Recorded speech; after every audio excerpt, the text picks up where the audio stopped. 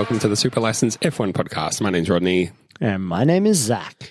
Zachary, how's it going, my friend? Mate, I'm doing all right. We're firmly in the winter months. It was on the weekend. It was -1, one of the days.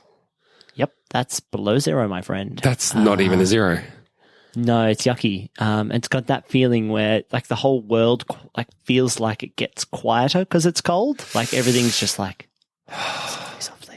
We're not going to make big noises or crazy things. The cars aren't going to drive around and honk at each other. Everyone's just going to be very still. Like Don't anger the clouds or they'll stay for longer. Yeah, it was just very odd, and that icy breeze that just like whatever you're wearing just cuts through you like a knife. So yeah, other than that, stay inside, put your warm wool socks on, and you know, but it's tough because you still want to get out and do things because you kind of can, and you want to be Christmassy or at least heading towards the holidays of some type, and yet it always surprises me just how dark and how cold it gets in London town. How are you on the other side of the world? Probably warming up, right? Getting into shorts and t-shirts. I'm in shorts and a t-shirt right now. Oh my Vehemently God. agreeing with you. We had a few weeks there where it was like, it should be getting warmer by now, but it kept getting colder and colder. And I think I went from the heater to the air conditioner the other day, and that's always a good feeling. It has gone, though, I would say, from too cold to too hot without the nice, warm Goldilocks period in the middle. Extremes. So I miss that. Because I was waiting for the cold to finish to start, like, I'm going to go for a run at lunchtime, stuff like that. And now it's like, oh, it's 32 degrees. I don't know that I can survive that. Can't do that. So I need a little bit of a in-between period, just for a little bit. But other Much than like that, this show, in-between Yes. period, between races. Hey, there you go. The sweet spot right in the middle. So there's no race to talk about. Normally we do a shakedown. We decided this is going to be episode shakedown number 12 because that's the next one after 11. And we've got a few things that we're going to talk about. If you, the very, very perceptive of you may have noticed there was no shakedown poll this week. Boo, boo Rod. Boo. I did think about posting Worms. one that was just a question like, shakedown poll, is it too late to post the poll now? Option 1 was going to be, actually, Rod, it's a bit late. Or, nah, Rod, look, we understand you're doing your best, but I chickened out. I didn't do it. And so we're just going to rely on the rest of the usual rock-solid formula that is the shakedown format.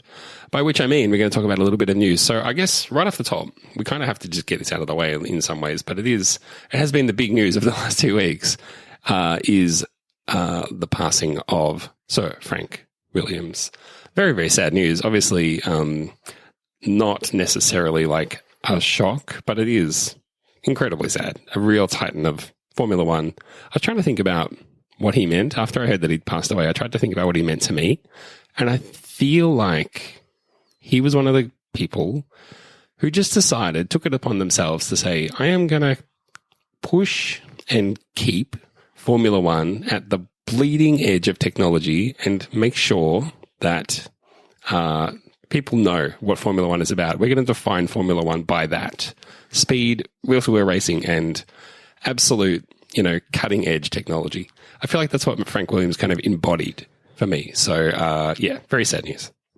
Yeah, I agree. It is very sad news. And I did exactly the same thing to you as you, because where I've come into Formula One, he kind of loomed large over the sport when I started watching it as Williams was like, when will Williams get back to being the world beaters that they were?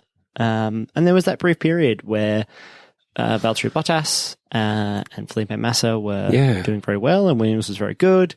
And Williams is kind of being talked about. It's like, this could be it. Like they're cementing themselves. They've got this great design team. They're an industrial design and engineering firm. They've got their finances under control. They've got the right people involved. Frank's still involved. The Williams family is still involved, but also they've got good people in good positions. And it just didn't, by some unfortunate circumstances and some other teams getting better, it just didn't quite come together in that way. And to newer F1 fans, and I put myself in that category too, it was Frank Williams and the Williams team were a link to the past.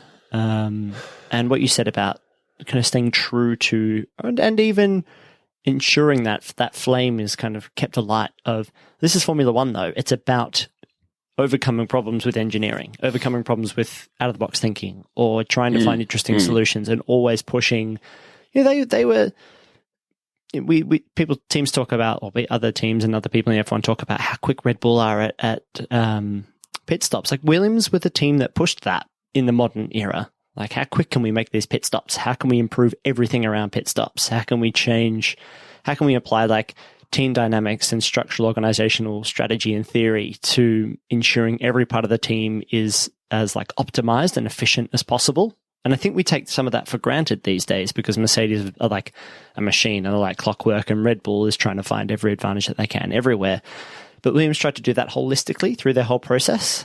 And I'd love, hopefully there'll be a great movie that will come out about Williams, or a great book, especially about the last even 20 years or so, because it'd be really interesting to kind of understand maybe the lead up to them being sold, which was, I wonder how Frank thought about that, or what he thought about that in private quarters, because it's named for him, right? And after him. That team is firmly his. And Claire Williams always did a really good job of making sure that everybody understood that that's what was important. One of the important things about Williams, if not the most important thing. So, yeah. But maybe by cementing that deal and kind of ensuring that they had a future in Formula One, that I can imagine that probably made him happy too. So yeah, I hope it's good that we as a sport kind of get to reflect on like the titan of a man that he was. And yeah, I think the sport's less without him. Yeah.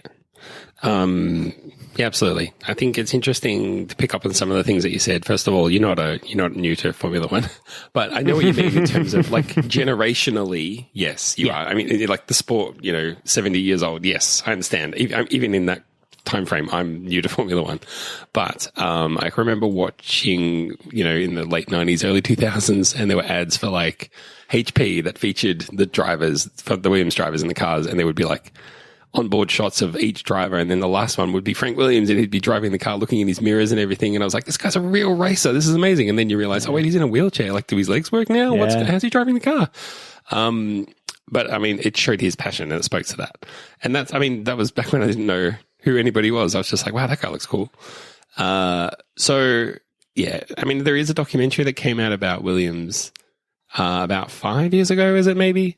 But it obviously told the story of them owning the team and it being that family-run operation, and definitely his legacy and his DNA still being in the team and all the rest of it. But they are kind of entering a different phase now, in the same way that, McLaren was named after the owner and run by the owner for a while and whatever, and then it moved on and became something else, still with all the legacy and history. But Williams is in that phase now. It's in that McLaren phase of like, the team owner in name only, but the history will live on, the legacy will live on. Hopefully the spirit and passion lives on. This is, I think, the most important thing that we don't want to lose. So, as Formula One becomes continually more commercial, more monetized, more brand focused, hopefully we can retain some of the real spirit that Williams, not just Frank, but the family and the name instills. Yeah, so, there is all of the good stories that have, whenever something tragic like this happens, all of these lovely stories come out. Yes. People's anecdotal stories that they feel comfortable telling a little bit more about, whether that's interactions in the office or interactions in the paddock or in their everyday lives. And you just, I don't know him personally. I've never met him, but everybody has always said amazing things about him. All the drivers who have ever worked with him all thought he was amazing and kind, and he's a great example of how you can do things in quote unquote the right way and have great success, empower people, be a strong leader, have the right values of, chasing excellence, but in a way that like lifts everybody up around you as well. And that like the endeavor is worthwhile. So yeah, that's always nice to hear when all the good stuff comes out about someone. Yes, absolutely true.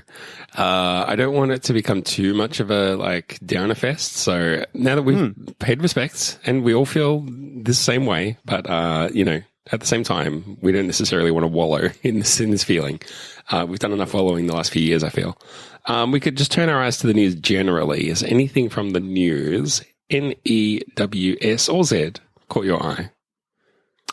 just Lewis Hamilton, he is so confident in the 2022 car that he's not even going to drive it until. Are you telling me the he's first not race even worried? next year? I'm telling you that motorsport.com think he should be very worried. Oh, it's concerning to me that he's not really worried.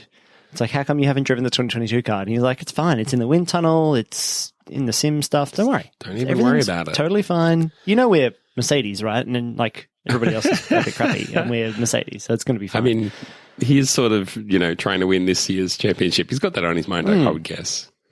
Yeah, exactly. I don't know. It's been this. I feel like this happens every year. You get a little bit of like the teams are obviously developing their new car. Definitely, obviously, we all know that. Mm-hmm. Yes, true.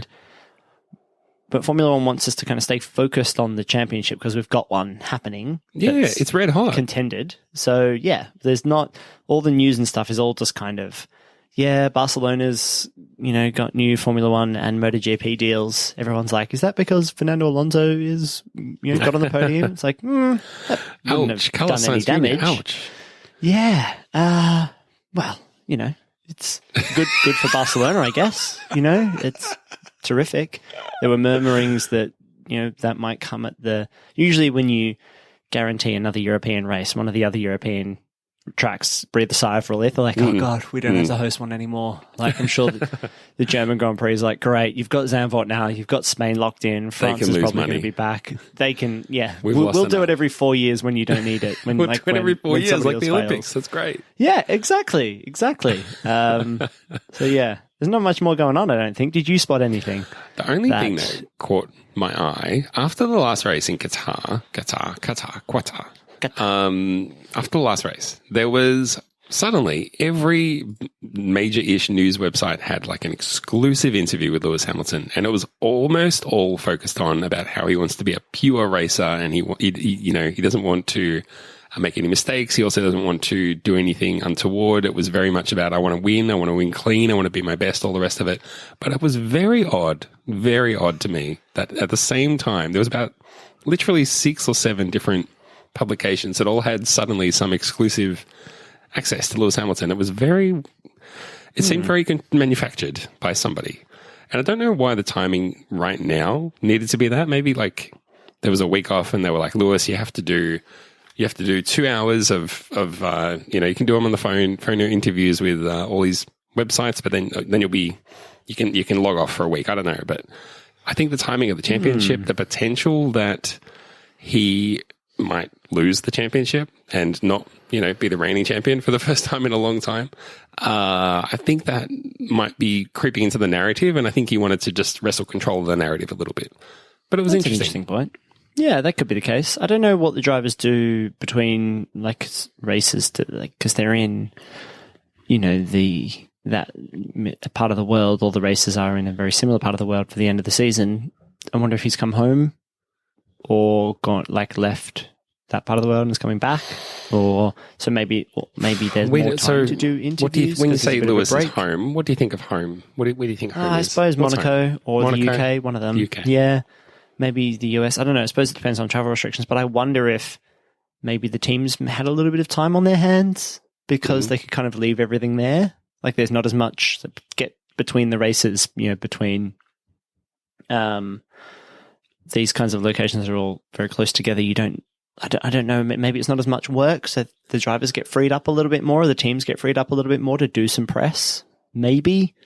I'm probably reaching there, but maybe that's why there's just so much time available. Because you can't do when they're exclusive interviews, you can't really call them that. It's not like Reuters did one interview and then everybody else picked up the quotes and ran stories. Obviously, he sat down with 3 or 4 publications and gave them all an hour each.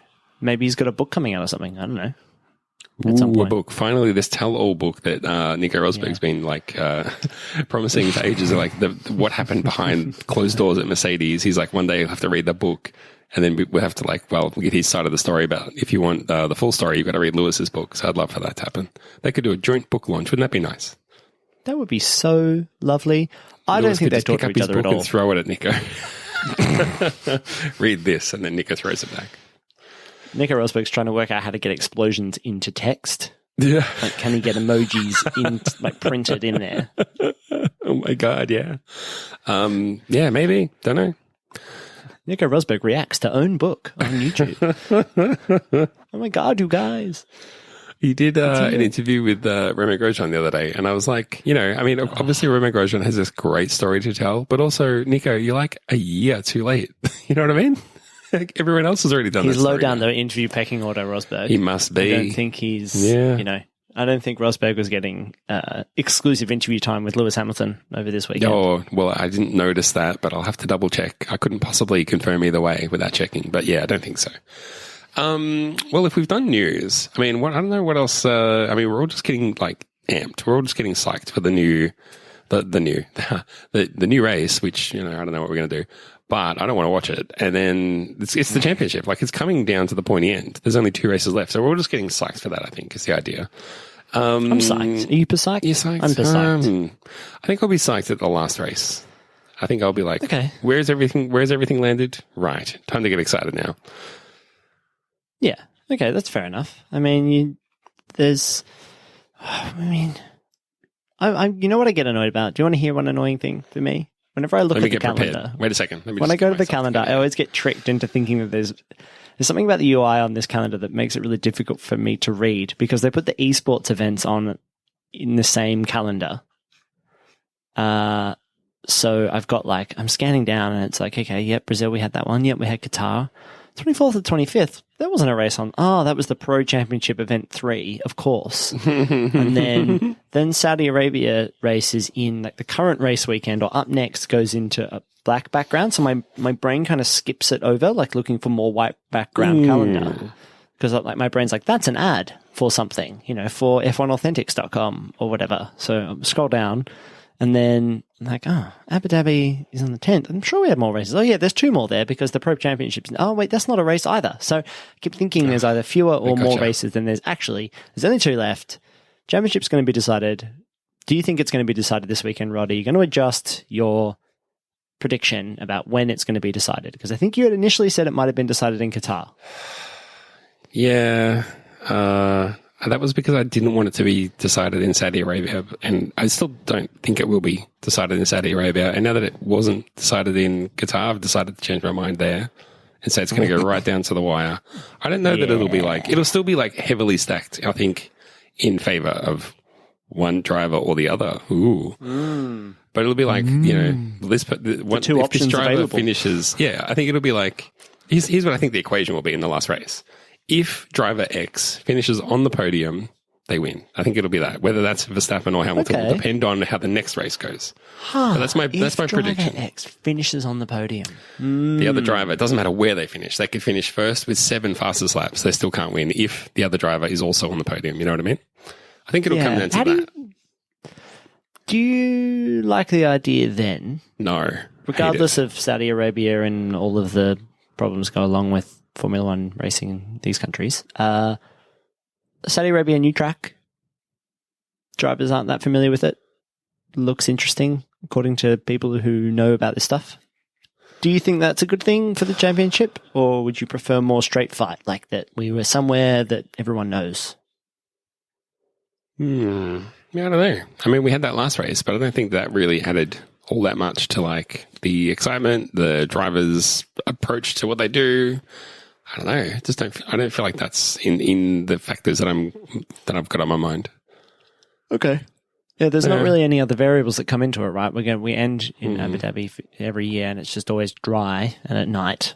So it's always, I would say, pretty even, which is good, I would say, in circumstances where things are close. You don't want something to disrupt. It's like, it rained in qualifying, so now someone has to start from 20th because they got hit by Mazepin on his exit from the pit lane. Because he was looking for the windscreen wipers, which of course Formula One cars don't have. Yeah. So, yeah, I don't know. I suppose that's a nothing question, it turns out, but I was just thinking about whether we want it more even playing field at the end, because increases the likelihood that it comes down to driver skill and team ability as opposed to a third variable. Yeah, I think I'd rather finish on a familiar track. I would not be keen for it to go down to the wire, to the last race, and have that be some new weird track that no one's ever seen before. I'd rather it be somewhere we've at least raced before, and Abu Dhabi's okay. for that regard. Yeah. Yeah. Traditionally, It's a nice. happy hunting ground for Mercedes, but having said that, this year has been a bit different than previous years, so it'll still be interesting, I think. Yeah, I don't know. Maybe people should make their daring prediction to us on Twitter or on email, whatever you like. What's your crazy prediction for the equation, or what's going to happen at the end? What's going to happen? Yeah, what please? needs to happen? What has to happen, right? So, where's the standings? Let's have a look. What's the points difference? It's like 9 or something, right? Isn't it? Is that what it is? Drivers. Here we go. Definitely It's in that 8. wheelhouse. 8. There you go. 8 points. Max Verstappen, Right as we've number been of saying points. since the middle of the year, he's to lose. Turns out Yes, that's still true. the case. He's to lose with some guy called Lewis Hamilton in second. A mere I've heard 8 of him. I points heard he's further not worried behind. about next year. So what? If Hamilton DNFs, then Verstappen's won it. He's uncatchable. If Verstappen wins or comes second. Yeah, if he comes second and Hamilton no, it's DNFs, still, it's over. No, it's close. Because if it's 8 points, and if Verstappen gets, what's second, 18 points? Yeah, It's that's 26. But then if Lewis could wins get and the gets fastest lap. Oh, imagine having to win and then What? have to go for the fastest lap at the end. That would be so bad. But at least he would only tie the championship, and then it would come back to race wins overall, right? Which, if we pull up the Wikipedia, I believe for- Verstappen has the edge here, but I don't know. I don't know because if it's still the case, because Hamilton has been winning, and if he wins, 1 out of the next 2, where does that leave things? How many are winning wins? I'm gonna This have is to what I manually mean. count Is them. like let's say Verstappen wins the next race and Hamilton is second. He'll have 16 points. That's where it becomes like, well, Verstappen then only has to finish third, and then he clinches it. That's the sort of scenario I'm imagining. But I mean, we'll see. So Verstappen's won 9 races this year, and Lewis has only won So 1, many. 2, 3, 4, 5, 6, Well, 7. But then so if Hamilton wins in Abu Dhabi, that'd be 8. And we're going on the Still not idea that, so basically it's hard for Lewis to win unless he just goes and wins both races and Verstappen comes second both times. Yeah, that's really I think kind that's of what it. And Hamilton I mean, really has to go. he has- That's why Hamilton this- has to win the last 2, right? He has been in this situation where it was like with the Nico Rosberg scenario. Rosberg can finish second in all of the races and he'll still win. It's like, well, Lewis just went and won all those races. So, I mean, Yeah. he does like those conditions. Okay, let's have a look at. How many races have we had? 1, 2, 3. How many are in the season? This year, 2021? 11, 20, Yeah, Two? 22. 22. 22, I think. And so, of those 22 races, Hamilton and Verstappen have finished 1, 2 in either order. Either Verstappen wins and Hamilton comes second, or vice versa. 1, 2, 3, 4, 5, 6, 7, 8, 9, 10, 11, 12. So more than half of them, they've finished 1, 2 in one way or another. And it's more likely, well, actually, it's kind of equally likely, looking down at all the times where Verstappen's won. Hamilton hasn't always won. He's been down in 7th, he's been down in 4th, he's been down in 3rd. But more recently, they've been 1 or 2, Yeah. 4, 5 out of the last 6 races, where one of them has won, Classic the other one them. has been second. So the chances are, at 2 tracks that are going to be unaffected by a lot of third factors. Obviously, Saudi Arabia, it'll probably be dusty. Same in Abu Dhabi. But come race day, everything suggests that these 2 will finish 1 and 2. And I don't think that they'll be fighting each other really hard into turn 1 as far as... I think we'll see less like wheel to wheel because they'll be concerned about, getting a puncture or crashing out. And like, if you're going to take the other guy, you really got to make sure you take him out. And Hamilton doesn't really want that because he needs to win these races. I kind of expect Hamilton to... if I was going to put my money on someone, I think it's Lewis Hamilton. I think he can go and win these 2 races. God, amazing. Imagine if he won the last 4 races of the season to win the championship. That'd be so good. Yeah, that would be amazing. That would be an incredible achievement. What a story. I mean, he'll probably never top, 2008 for the best conclusion to a championship, but I mean, winning 4 in a row to come very much from behind to win, That would be memorable at a time when he's got more championships than he can even remember. That would be a good one. It's going to, and he must be, if you're Lewis Hamilton, are you getting in Bottas's ear being like, come on, man, I'll buy you the nicest watch. Like, I'll take you out for dinner. I'll let people see us together in public. Like, I'll tell people I'm your friend.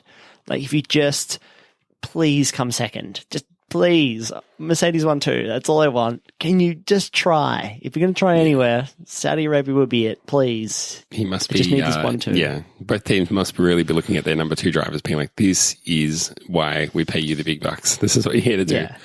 And how about Marco saying to Perez, like, "Hey man, if you could just find your way into the back of Lewis Hamilton's car at the start." Yeah. Like, I'm not saying I would. I'm not saying to do that. I'm just saying that I wouldn't be angry. Wouldn't be angry not do that. Yeah, I'm not saying don't do that. I'm just also not saying to do it unless you I'm just nodding and winking at you at the same time. Do it. Hit him. Smack. Take him out. We'll see. I mean, we'll see. I was going to say I don't want to see that, but I don't even know if I don't want to see that. I don't want to see it, but I just don't want to not see it. Well, I mean, this is the unfortunate thing is we might just have Lewis Hamilton and Max Verstappen tiptoeing around each other for the last, 160 laps of the season. 150 laps of the season. Just like, oh no, you go, then I'll go. Like, oh no, please, you win. After you, I will come second happily. I don't think so. If Max wins, then he's 15 points clear, and it's going to take a DNF or outside of the points, essentially, right? Or almost outside of the points for Lewis to win. It's all happening. Just saying that. I mean, I haven't sat up and watched. I think I've sat up and watched 2 full races live this whole year, and I just think if it goes down to the last race, I don't know that I could avoid watching it. I think I would have to. Like, I don't think I'd be able to sleep knowing what is in store for us at Turn 1 in Abu Dhabi. So I don't know. That's what's ahead for me. Should we do a listening party? If that happens, should we get on the phone and watch it together? If what happens? If it goes down to the wire. If it's coming down to the last race. Lewis has got to win. I mean, I'd have to avoid screaming, but I mean, it would be midnight my time. Oh, that's true. That would be midnight. So I might need to whisper my screams. Oh my God! Oh my God! Holy fucking Christ! This is why I was born to witness this moment. Crunch, crunch on pods. Oh my God! The subtitle says Rod crinkles pods packet. Unknown snack crinkling. Yes, exactly. Crinkling intensifies. It's getting very silly. I think it's time for us to move on to anything else. Speaking about subtitles and stuff, are we done with Formula One? Yeah, let's talk about recommendations. And we're done. Yeah, let's get into some recommendations. So it's about to be, I mean, I don't know if you've noticed this, but man, all my favorite podcasts are taking breaks at the moment. And, it seems like all the good TV shows that we were going to have kind of wound down. I feel like podcasts just like they either shut down for the Christmas break or Thanksgiving. I don't even know. Like, there's literally podcasts now that go into reruns. They're like, we've got reruns. And it's like, what do you mean reruns? This is a podcast. Anyway, so content is getting harder to find, I find, in my world. So this is why we rely on each other. This is like having a good friend who always recommends good stuff, but that friend is us. We're the friend. So we're going to offer some recommendations. Zach, you got anything up your sleeve? Yeah, I do. I got 2 things. Love it. Right? You ready? Yeah. I watched 2 films on the weekend. One I hadn't seen and one I had seen many, many years ago. Okay. First one. Let's start with the second one and we'll do that first. So, My Best Friend's Wedding. I hadn't watched this film for a really long time. We put it on after having watched something else and we were just like, Netflix was like, hey, you like Hugh Grant type films, like you like rom-coms from the 90s, it turns out. It's like, this time last year we watched a couple. Why are you suddenly throwing them up now? And it's like, because this is what everyone's going to be watching. They're going to watch Christmas films, and like Notting Hill and stuff have the similar vibe. So My Best Friend's Wedding is like that. But there's a sense of, I don't know, maybe I was just going to kind of somewhat of a nostalgia trip this weekend, but it's got so many tropes, but it's actually, it's genuinely fun. Like, and I feel like in a world where we are cynical and films are taking the piss out of themselves all the time and trying to subvert the idea and all this kind of stuff, sometimes it's nice to just go to a good example of like what some snappy writing, with some like a whole lot of fun scenes put together, like a lot of set pieces and a couple of good musical numbers and genuinely funny circumstance that's kind of heartwarming. And I think it doesn't hold up in every way. But maybe looking back, you can point at the tropes and be like, but it's like, but those became tropes after this film as well. So totally fine. If you want to put something on, don't think about it too hard. I can't imagine this recommendation is going to fall on too many willing ears, but it's good. It's good. You know, it's just good. Yeah. But the other thing Excellent. I watched, Rod, was Once Upon a Time in Hollywood. Ooh, okay. So this is on my to-watch list, and I know it's been out for a few years. You haven't seen it? I still have not gotten around to seeing it, Like mainly me. for the running time. That is the major problem with this film. Oh my God, no, why is is it it so too long? But is it too long? Yes. I mean, okay. it's just, it meanders down alleys that you're like, I can see why. Like, Right. I can see why. Right. Are you saying, though, overall this is worth watching or not? Yeah.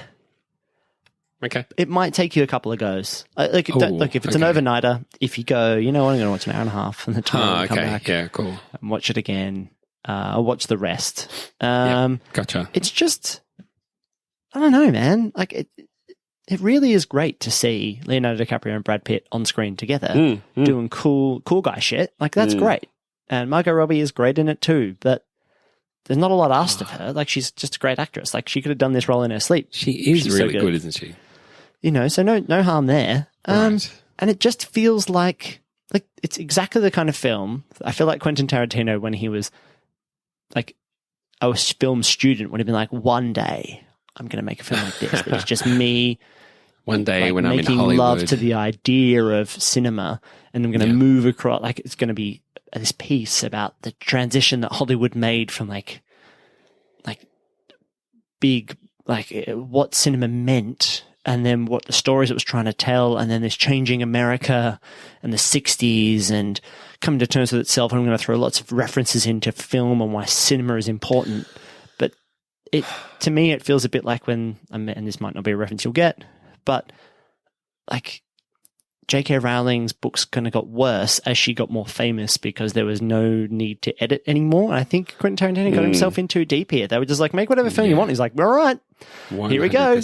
It's 3 hours my of everything I wanted to do. Lately, especially like his last few movies, is how up his own ass he is, and it drives me nuts. And I mean, I watched The Hateful Eight, and there's like 20 minutes of good movie in there, and it's the last 20 minutes. But that's what's so annoying. And it's like, you deliberately made me sit through 2 hours of crap. And in your mind, you did a great job because you think I'm cheering and running out of the cinema and going, yippee. But I'm like, well, why didn't you just cut that down and make it better? Like in Django Unchained, he got Ennio Morricone to do the film score. And then the opening scene is just 2 minutes, a very long shot. And you just have to sit there and listen to Ennio Morricone's music. And he's like, yeah, I did that on purpose. So I want to force people to sit there and watch my movie and listen to the Ennio Morricone score, and I'm going to force them to do that. I'm like, you asshole, what a dick. Yeah. So, I can't get behind any of that stuff. Yeah. I want to have watched this movie. I just don't want to watch it. But I'm kind of glad I didn't. Like, there's a part of me, you know, there are some films where like, I feel like in the cinema, where it was big, it might have made sense to sit through this for 2 hours and 45 minutes or whatever. Yeah, right. But I feel like in that circumstance, I would have been like, please stop for just a few, like, just move past this. What's this for? Like, why this scene? Like, there are just a lot of scenes that I was like, does that build up the character? Was that just interesting for you to make? Did you just want to have that? Did you just want to make that? Like, it's like a series of short films. This is what I mean by it's film student-y. He's like, but what I want is the light hitting the car and then to show some feet coming out of the window. Like, that's what I want. He made that movie for 20 already. minutes. Yeah. And you're like, okay, where's the edge though? Like, so what's the story? Be interested. Yeah, there's a lot of that. There's like, what are we doing here? Okay. Not to be like, who's the main character or what? And that's okay. Like, I'd be interested to see what you think. We'll round back out on another Shakedown in the future. We should do that. Because, and I tweeted about this, that I was like, look, I'm using my other media to reference other media that I do. But I was like, what's his fascination with like historical fiction and like delving into things that happen and then trying to like insert either himself or new stories into things that, like, I don't know. It's weird. I wonder, how many films did he say he wanted to make? 10? How many is this? Too many. Oh, he's done more than 10. I mean, he might even say I haven't, but he has. Yeah, he definitely has. So, yeah, and I was late to Tarantino. Like Kill Bill was like my first Tarantino film, and I really loved that film. Right. But even the second one of that, I was a bit like, what's all this about? Well, I didn't get this. About making a third one. I don't know. I don't need a third one.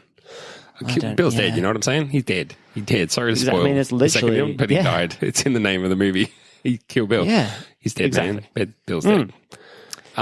So they're my awesome. 1.5 content recommendations. If you haven't seen it, watch it. If you like cinema and Tarantino, and you want to see what it's like, and then just watch My Best Friend's Wedding straight after it. Yeah, double header. That's a good way. That would never happen. Yeah, absolutely. Watch a love letter to cinema, and then watch. I mean, it's like the opposite of sides of the coin. Like a movie that's about good movies that's badly made, but then that's the formulaic trope of a film, but is well made. Yeah. I think that's two sides of the same coin there. Love what you did. Exactly. All right. Excellent. Thank you. I got a couple of picks, which is one. This would have been a red hot pick, but they've actually just wrapped up this podcast show, and I really didn't like the ending at all. But it's called The Rumor. Have you heard of this? No. A podcast series from Blue Wire, I think they're called. It's about this rumor, and it's about baseball. It's about Cal Ripken Jr., who is a baseball Hall of Famer and holds the streak for most games played. He beat Babe Ruth's streak. But one night there was a game where the lights went out and they postponed the game. And the rumor was that was a ploy to get the game postponed because Cal Ripken Jr. went home, found his wife in bed with Kevin Costner. So the podcast is all about exploring the rumor. But most of it I liked. I liked all of the story, unpacking that, trying to solve the mystery. One of the good things it does is it does kind of solve the mystery, which is great. But one of the bad things that I think it does is there's too much of the guys being like, here's what baseball meant to me. And I think the reason I want to solve this mystery is because my dad and I threw the baseball. And it's like, I don't fucking care. And it's so much. Every single episode, there's like 15 minutes worth of that stuff. Like bad recipe sites. Too much. Way too much. Exactly. So the last episode I think came out yesterday, and I listened to it and I was like, this is 1 minute of interesting stuff, and then half an hour of you guys crying into your beer about how much you love baseball or used to, and it's like, I just don't need any of that. But other than that, I felt the story and the journey that it went on and solving that mystery was interesting and good and kept me entertained and hooked. So I don't know, there were good bits, but it wasn't perfect. So if you're not into baseball or you actively hate baseball, that's weird. Maybe just examine why that is. Just watch Moneyball again. Yeah, exactly. You could just watch Moneyball. There you go. Other than that, though, if that doesn't sound at all like your cup of tea, another recommendation that I have is a YouTube channel which is called Not Even a Show. You're probably wondering, is that even a show? Is it Zay Frank related?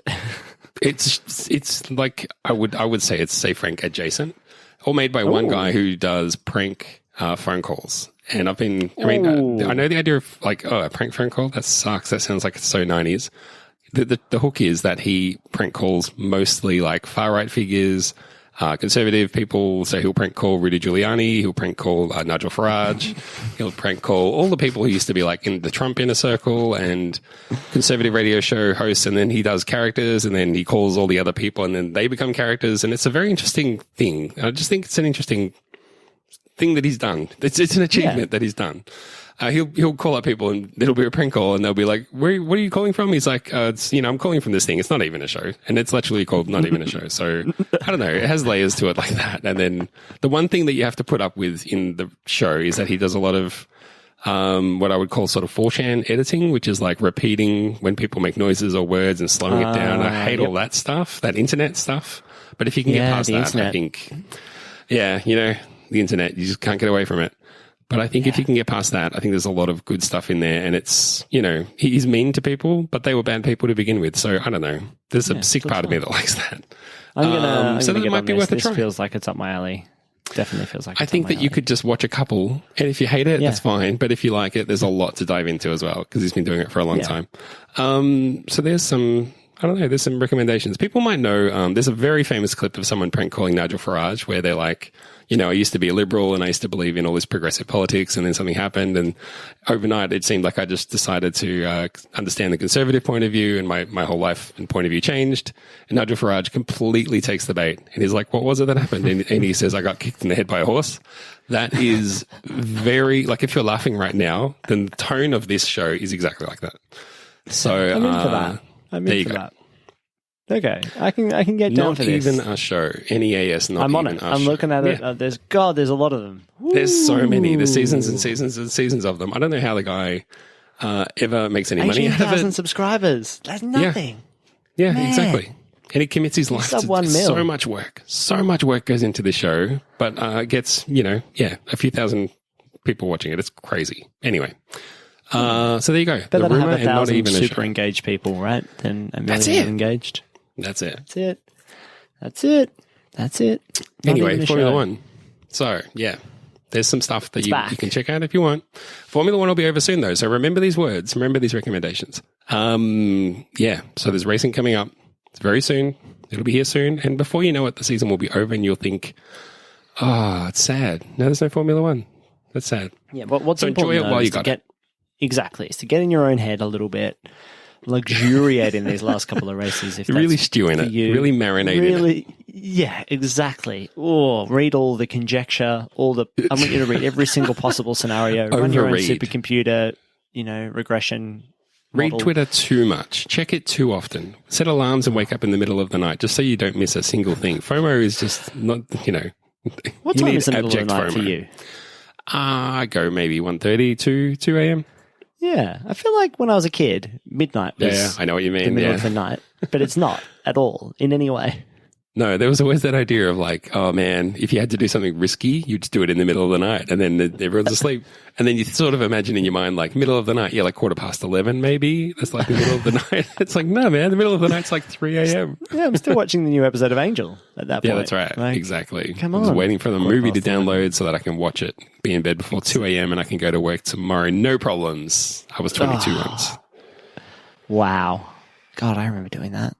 God, I used to stay up just late for and just play FIFA and like drink a couple of beers on my own when I was 20. Like, what was I? God, I thought I wanted to sleep and stuff. Oh, so odd. Actually, that's my final content recommendation. I've said it before. I'll say it again. Just make yourself an old fashioned. Treat yourself. Just get some bullet bourbon. A little sugar. I love that. Swapped out the sugar for maple syrup this time. Because yes. got some good maple syrup. And some Angostura bitters. Mix that up. Maybe a little bit of water, like a teaspoon of water, just to make sure that everything's dissolved if you're using real sugar. If you're not, you just use the maple syrup. A little bit more maple than maybe you think. Taste, once you put your bullet bourbon in there, you could use whiskey, but bullet bourbon's nice. Big ice split cube, mix it up, have a taste. If you want it a little slightly sweeter, put a little bit more sugar or maple in there. And, it'll be great. You'll enjoy it. Orange peel, slice that guy up, stick him in there, give him a twist. I don't think that's people talk about twisting it to get the oils out. I think that does fuck all. I think that's ritual. I don't think, if it makes you feel good, great. But it's not doing anything. I mean, there's things that are like, like James Bond, martini, shaken, not stirred. And people are like, but when you shake the martini, it chips the ice and it's watered down. You're drinking a watered down martini. But the thing is, it doesn't matter if it's watered down or not. It's that he's refined enough to know what he wants and he's going to ask for it. He's confident. That's what it's about. So find your inner making confidence. choices. Exactly. Yes. It's better to have an opinion and, be a little bit wrong than just to have apathy. Just to be like, I don't give a shit. Just I'll take another Miller High Life. Yeah, Miller Lite, it's better to make the decision yourself than let someone else make the decision for you. Yeah. And just get creative. And get creative and take a risk. I used to think that cocktails were hard, but you know what?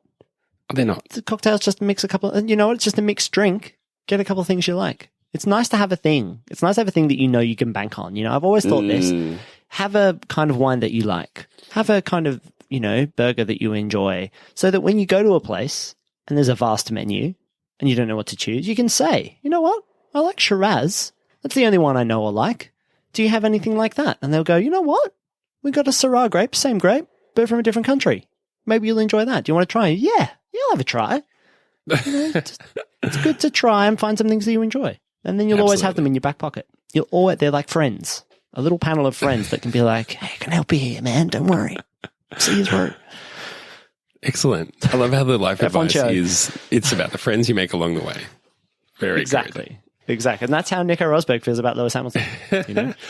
Exactly. He made a lot of friends along the way. It was all worth it for the friends that he made along the way, especially Lewis Hamilton, famous hat My thrower. best friend, Lewis Hamilton. Doing it there God. spiritually. Well, look, I mean, if you want to make more friends along the way, you could always do so by following us on Twitter. We're at Superlicense. You can check out the website, superlicense.fm. And as always, the FM stands for Zach. Formula Men. I'm going to Doesn't start stand making for up Zach, something it different stands for for that Formula Men. Yeah, each do that. time. Excellent. That sounds great. Frickin' Majestic. Is what it Frickin' means. Majestic. Superlicense.frickin' Majestic. There is a new design coming. Zach's had a sneak preview and he frickin' loves it. He thinks it's frickin' majestic. So maybe in the future, if that goes live soon, when I finish tweaking it, have a launch party. it'll be worth checking out just to see what that's all about. I might hide a little Easter egg or something on the website, and the first person to find it and tell me about it gets a prize. There you go. Boom. Competition on the run. Just like that. What else do you need to do? You need to check out the Discord. Come and chat with us during the race. Get excited, especially if it goes down to the wire. I want my buds around me. And Come for the F1, stay for the cryptocurrency chat. Yeah, I mean, we are big on the cryptocurrency. It is actually So a big on prerequisite. crypto. You have to You send launch me your your own crypto wallet key to get entry to the Discord. We've never mentioned that, which is weird, but it is a thing. It is the thing. Yeah. Maybe we could launch Formula One's probably not too far away from launching crypto. Like there's stuff in football for crypto, like the Socios coins and stuff. Yeah, I think some Formula of the One teams could do launch it, and then NFTs, we don't get to they? pick what color the fireworks are by owning coins. You know, we could Yeah, give well, fan you boost. pay enough coins, you get to change the color. Ooh, yeah, exactly. Yikes. Exactly. We could get a super license coin. What would it be called? Formula Man coin. Supercoin. Super coin. Super coin's Pretty not great. imaginative. No, It needs it's to be not, it sucks. meme quality. We'll find something. Yeah. If you we'll if workshop you this. know what the Super License F1 podcast meme coin should be called, just tweet at us at Super License. All right. Yeah. I mean, I think that's been a fun time. I've really enjoyed talking to you. It's been so good. Good. And Same. jized. What's that word you say? Jized. Yeah, Or- totally jazzed. I know you like energized. It's good. It's abbreviated. I like abbreviating things. I could abbreviate Abbreves. all day. L. Time for us to wrap it up though. So we'll see you on the other side. My name's been Rod. My name's been Zach. Thanks for listening. We'll see you next time. Bye bye. Bye bye. Keep it greedy. Oh yeah.